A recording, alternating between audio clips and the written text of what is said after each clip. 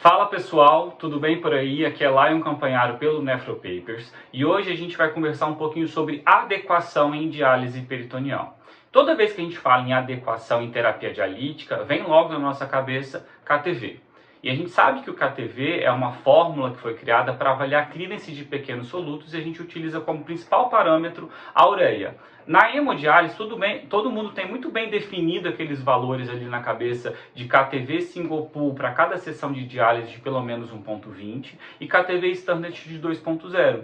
Mas quando a gente fala de KTV na diálise peritoneal, a gente tem algumas diferenças e são duas grandes principais diferenças. A primeira grande diferença é que o KTV na diálise peritoneal, a gente fala de KTV total semanal. Então a gente olha o papel da terapia dialítica na remoção desses pequenos solutos e no caso da ureia, então a gente faz KTV peritoneal, mas a gente também olha o papel da função renal residual na remoção desses solutos. Então a gente faz o KTV renal, a gente soma KTV renal mais KTV peritoneal, multiplica isso por 7 e a gente tem o resultado aí de KTV total semanal. E a recomendação das últimas diretrizes é a gente ter esse valor aí de pelo menos 1,70. Ah, Lion, como que eu faço o KTV peritoneal? Então eu preciso ter a dosagem da ureia no soro, eu preciso ter o volume de efluente total da terapia, né? Então, por exemplo, se o paciente ele faz NIPD, diálise peritoneal intermitente noturna, volume total de 10 litros e tem uma ultrafiltração de 1 litro, eu tenho como volume drenado, volume de efluente, esses 10 litros que foram infundidos, mais esse 1 litro de ultrafiltração, são 11 litros de efluente. E aí eu doso a ureia naquele efluente também, eu vou pegar esses parâmetros, vou jogar num programa aí que foi desenvolvido para cálculo de KTV e aí eu vou ter o meu resultado de KTV peritoneal. Multiplico por 7 e o KTV renal eu preciso ter aí a coleta da urina de 24 horas, dosa a ureia na urina, dosa a ureia no sangue, também chega o meu KTV renal, multiplico por 7, somo os dois e eu tenho o meu KTV total semanal como recomendação aí de pelo menos 1,70. Então essa é essa primeira grande diferença e é muito interessante que a gente olha na diálise peritoneal bastante para a função renal residual e a gente sabe que a função renal residual ela é muito importante para o paciente em terapia dialítica. Ela está associada à sobrevida e esse entendimento de que ela é muito importante, ela auxilia não só na remoção de pequenos solutos, mas também nas outras funções renais, controle de hipertensão, controle de anemia, controle de distúrbio mineral e ósseo, faz com que a gente cada vez mais entenda o conceito de diálise peritoneal incremental e a gente cada vez mais utilize esse conceito no nosso dia a dia. Isso tem permitido a gente ampliar e disseminar a diálise peritoneal incremental. Então, essa é a primeira diferença, que a gente olha com muito cuidado e com muita importância, valorizando ali a função renal residual. E a segunda diferença é que a gente tem menos apego, a gente valoriza um pouquinho menos o papel isolado do KTV na diálise peritoneal. Ah, Lion, como assim? Eu vou contar um pouquinho aí do histórico evolutivo de como a gente olhou para o KTV na diálise peritoneal ao longo dos anos. Então, lá em 1997, o DOC recomendava que se o paciente fizesse CAPD, a gente tinha que alcançar um KTV total semanal de 2,0. Se ele fizesse CCPD 2,1 e se ele fizesse NIPD 2,2. Depois disso, saíram alguns estudos, e dois foram estudos principais, ensaios clínicos randomizados, o ADMEX e o Canusa, foram estudos que avaliaram sobrevida de pacientes em diálise peritoneal e mostraram que KTVs acima de 1,7 não estavam associados a melhor sobrevida, menos mortalidade do que comparado com aqueles pacientes que tinham KTV de 1,7. Então, dito isso daí, visto isso daí, a partir de 2005, a recomendação do CADOC foi que a gente abaixasse esse ponto de corte de KTV total semanal para 1,70. E a nossa última recomendação da Sociedade Internacional de Diálise Peritoneal, que é de 2020, ela fala numa diálise peritoneal de alta qualidade centrada no paciente. E aí lá, quando a gente está olhando sobre o tópico clearance de pequenos solutos, né, que é o que o KTV mostra pra gente, ele fala o seguinte, que existe pouca evidência de que um KTV abaixo de 1,7 está associado a mais mortalidade. Então veja que a gente tem esse olhar para o KTV, mas a gente é menos rígido em buscar sempre esse KTV e a gente olha olha a adequação como um todo. E aí eu vou trazer aqui para vocês os parâmetros que devem ser avaliados quando a gente está falando de adequação em diálise peritoneal, e vejam aqui, são 14 parâmetros. Desses 14 parâmetros, um desses parâmetros é o clearance de pequenos solutos, que é o KTV. Existem 13 outros parâmetros. Olha, o que inclui nesses outros parâmetros? Eu estou incluindo aqui tratamento de anemia, estou incluindo tratamento de distúrbio mineral e ósseo, estou incluindo aqui o controle volêmico, o controle de hipertensão, o controle eletrolítico e ácido básico, o status nutricional do paciente, o status funcional e cognitivo do paciente, os sintomas. Então é muito importante a gente entender que é fundamental a gente olhar para a sintomatologia do paciente. Além disso, a gente também está avaliando aqui preservação de membrana peritoneal, a gente está avaliando aqui qualidade de vida do paciente. Então a gente precisa olhar a adequação como uma coisa muito mais ampla do que só o clearance de pequenas moléculas. E é isso que a diretriz internacional aí da Sociedade Internacional de Diálise Peritoneal traz para a gente desde 2020. Então a gente tem como objetivo, como desfecho, reduzir mortalidade e reduzir hospitalização, mas a gente também tem como objetivo, quando a gente está adequando a nossa prescrição, melhorar a sintomatologia do paciente, otimizar a qualidade de vida do paciente. Além disso, preservar a membrana peritoneal e preservar a função renal residual, certo? Lembrando que toda decisão, todo ajuste de prescrição, toda adequação dessa prescrição de diálise peritoneal precisa ser uma decisão compartilhada entre a equipe de saúde, médico, enfermeiro, nutricionista, e o paciente ou o suporte social ali do paciente. Então essas são as duas principais diferenças quando a gente fala de adequação na diálise peritoneal. A primeira é que a gente olha para o KTV como um KTV total semanal, levando em consideração função renal residual. E a segunda é que a gente olha a adequação de uma forma muito mais ampla. O KTV ele é um dos parâmetros, mas a gente precisa entender todos os outros parâmetros que são englobados quando a gente está falando numa diálise, numa terapia bem prescrita e adequada, individualizada para o nosso paciente. Então, eu não vou entrar aqui em detalhes de como prescrever diálise peritoneal, até porque a gente sabe que isso pode variar de serviço para serviço. Eu costumo dizer que a gente precisa entender como a terapia funciona e adequar essa prescrição à nossa realidade. Fazer com que isso dê certo. Então, não quer dizer que se eu prescrevo de um jeito e outra pessoa prescreve de outro jeito, existe uma prescrição melhor do que a outra. O importante é a gente adequar a nossa realidade ali. Então, quando a gente está falando de adequação, eu estou falando de um bom controle de anemia, um bom tratamento de DMO-DRC, um bom tratamento psicológico, um bom tratamento nutricional desse paciente, um bom controle de hipertensão. Mas eu vou trazer para vocês aqui os dois cenários clínicos que geram um pouquinho mais de dúvida e que geram um pouquinho mais de necessidade da gente fazer ajustes na prescrição de diálise peritoneal. E o primeiro cenário clínico é quando eu tenho um clearance de solutos inadequado, aquele paciente que está metabolicamente descompensado, aquele paciente está com a ureia muito alta, o potássio está vindo sempre alto, o fósforo está vindo sempre alto. Eu olho para o KTV total semanal desse paciente, está muito abaixo de 1,70 e falo, poxa, eu preciso otimizar minha terapia dialítica para eu conseguir fazer mais remoção de soluto e melhorar metabolicamente esse meu paciente, certo? Isso acontece com mais frequência quando a gente está falando de diálise peritoneal automatizada, principalmente quando a gente fala de diálise peritoneal intermitente noturna, aquela diálise que acontece só à noite, né? 8 horas em alguns serviços, 9 horas em outros serviços, e o paciente ele fica o dia inteiro com a cavidade seca.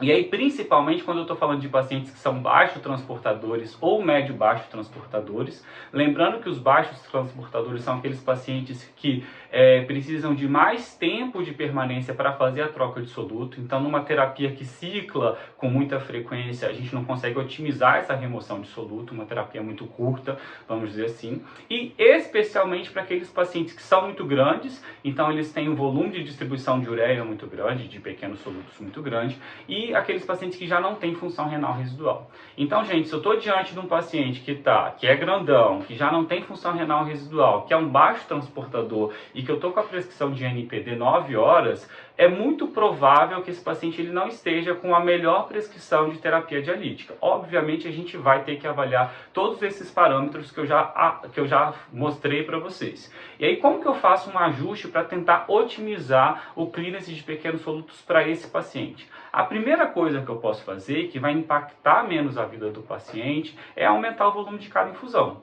Então, se o paciente é grande, tem cavidade abdominal para isso, eu posso passar de 2 para 2,5 litros em cada volume de infusão, por exemplo. Lembrando que a gente costuma respeitar aquele 1 a 1,5 litro de litros em cada infusão para cada metro de superfície corpórea do paciente, certo? Mas a gente sabe que esse aumento acima de 2, a ideia é que a gente recrute mais área de membrana peritoneal e eu aumente essa área de superfície de troca efetiva. Mas a gente sabe que esse aumento acima de 2, ele traz pouco benefício, pouco aumento aí de clearance de solutos quando a gente fala de um resultado final adequado. Então a gente pode tentar isso, mas a gente já não cria muita expectativa em relação a essa mudança.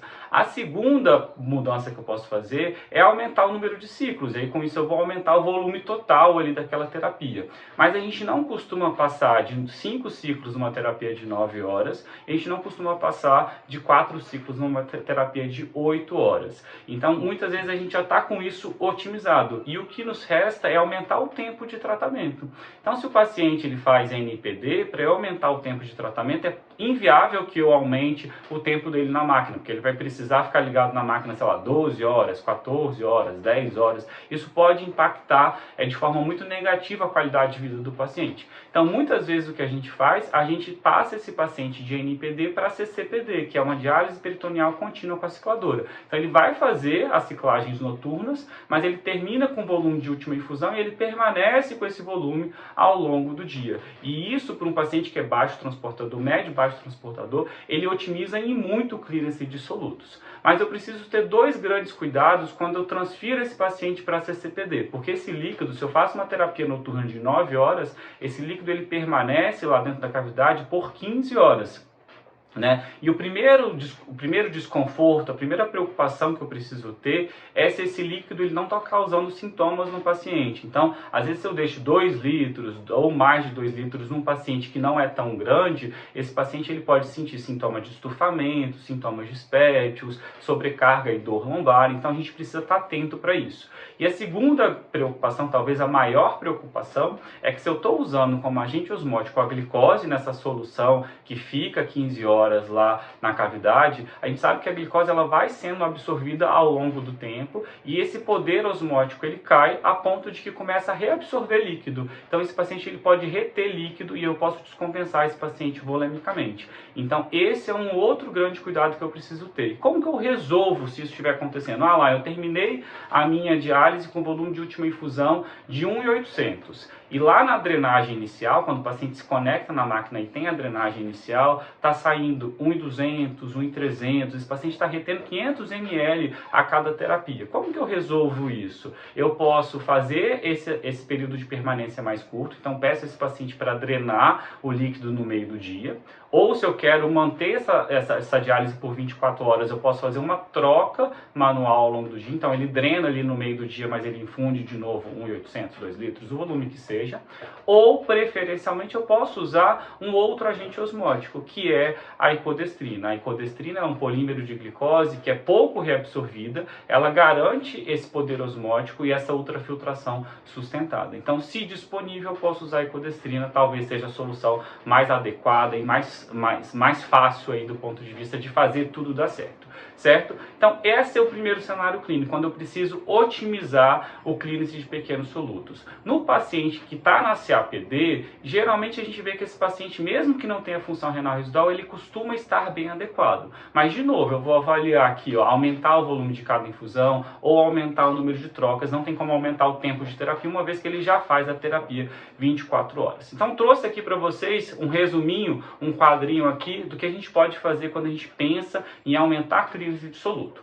E a segunda situação clínica de ajuste de prescrição, que também não é tão incomum assim, é sobrecarga volêmica, o paciente que está descompensado do ponto de vista de hipervolemia. E a primeira coisa que a gente precisa fazer quando a gente está falando do paciente hipervolêmico, a gente não pode esquecer, é restrição hidrossalina. Então a gente precisa ficar no pé do paciente e reforçar com ele que ele precisa fazer restrição de líquido. Não é só água, é suco, é chá, é leite, é café, é sopa, né? Que às vezes o paciente ele acha que ele não está bebendo água, mas ele está se entupindo de outros líquidos. E uma segunda coisa que é fundamental é otimizar a dose de diurético. Eu vejo que muito frequentemente os pacientes que estão em diálise, eles têm uma dose de diurético pouco otimizada. Então, restringindo o líquido e otimizando a dose de diurético é a primeira coisa que a gente precisa fazer, e a gente costuma fazer isso para todo mundo. Agora, se isso não for o suficiente, a gente vai ter que precisar fazer um ajuste na prescrição da diálise peritoneal. Então, se é um paciente médio autotransportador,